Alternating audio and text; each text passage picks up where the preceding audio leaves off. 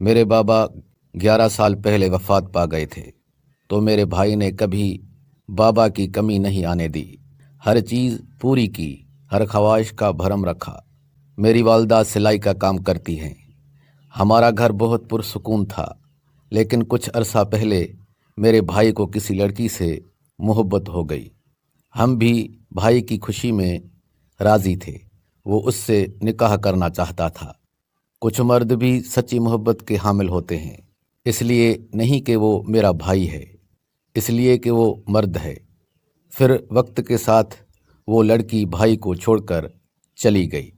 بھائی نے کسی کو بھی نہیں بتایا، اس کی جدائی برداشت کی۔ کہتے ہیں جدائی موت سے زیادہ سخت ہوتی ہے، لیکن میرا بھائی پھر بھی پورا اترا۔ گھر میں سب ٹھیک چلتا رہا، لیکن وقت کے ساتھ کچھ زخم ناسور بن جاتے ہیں۔ بھائی نے سگریٹ پینا شروع کر دیے۔ ہم نے بہت سمجھایا، لیکن نہیں مانا۔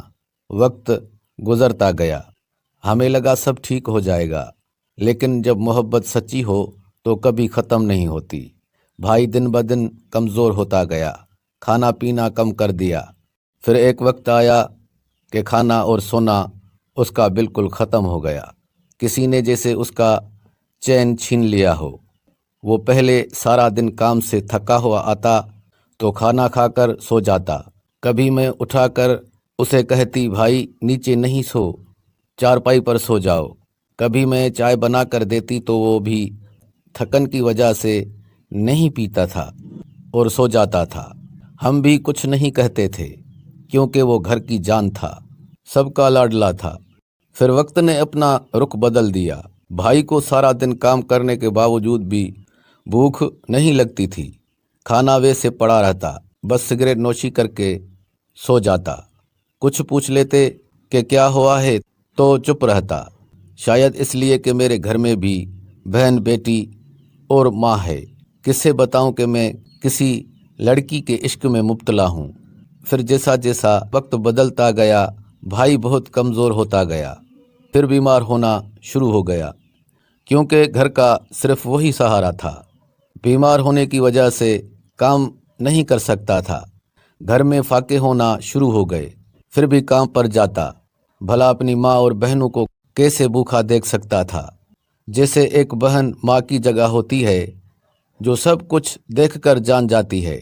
بھائی کی محبت نے مجھے بہت مجبور کیا۔ میں نے بھائی کی موبائل سے اس لڑکی کا نمبر لیا، اس کو بار بار کال کی۔ مجھے امید تھی لڑکی میری بات سمجھ جائے گی، لیکن جب میں نے التجا کے ساتھ بات کی تو اس لڑکی نے کہا وہ مرتا ہے مر جائے، مجھے کیا۔ میری اس وقت پیروں سے زمین نکل گئی کہ بھائی جس سے اتنی محبت کرتا ہے وہ میرے بھائی کو مرنے کا کہہ رہی ہے۔ مجھ سے اور کچھ نہیں بولا جا رہا تھا، اور میں نے کال بند کر دی اور اپنی بے بسی دیکھتی۔ اور کبھی بھائی کو، وہ بھائی جو ایک باپ کی جگہ پر تھا، وہ بھائی جو کبھی اداس ہو کے گھر نہیں آیا تھا، وہ بھائی جو ہر وقت ہنستا خوش رہتا، وہ بھائی جو کبھی تھکا نہیں تھا، وہ بھائی جو کبھی رویا نہیں تھا، وہ بھائی جو کبھی خوش مزاجی کی انتہا کر دیتا، وہ بھائی جو گھر کی شان تھا، وہ بھائی جو میری آنکھوں کا نور تھا، وہ بھائی جو سب کی جان تھا، آج جیسے وہ ایک زندہ لاش کی طرح ہے، جس کو نہ بھوک لگتی ہے، جس کو نہ اب پیاس لگتی ہے، جس کو کسی نے صرف ایک اداس روح کے حوالے سونپ دیا ہو۔ وہ بھائی اب نہیں رہا۔ پھر ایک دن مجھے نئی امید ملی۔ کسی نے کہا ایک عامل ہے، وہ کام کرتا ہے، نکاح ہو جائے گا اور وہ لڑکی واپس آ جائے گی۔ امید تو ہر کسی کو بہت عزیز ہوتی ہے۔ میں نے کال کی، اس نے بھائی کا نام پوچھا، امی کا نام پوچھا، لڑکی کا اور لڑکی کی امی کا۔ خیر اس نے پیسے بھی لیے اور کام نہ کیا۔ اس دن میں بہت روئی، بھائی کی محبت میں۔ بھائی کی محبت میرے روح تک کو زخمی کر دیا تھا۔ پھر وقت گزرتا گیا، لیکن وہ لڑکی نہیں آئی، اور بھائی وہی زندگی گزار رہا ہے۔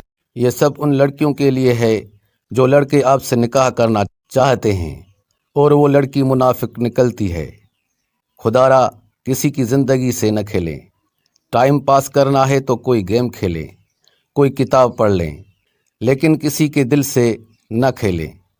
کچھ مرد گھر کا سہارا ہوتے ہیں، کچھ مرد گھر کی رونق ہوتے ہیں، کچھ مرد گھر کی خوشیاں ہوتے ہیں، کچھ مرد کسی گھر کے سکون ہوتے ہیں، کچھ مرد بہنوں کی محبت ہوتے ہیں، کچھ مرد سچے ہوتے ہیں۔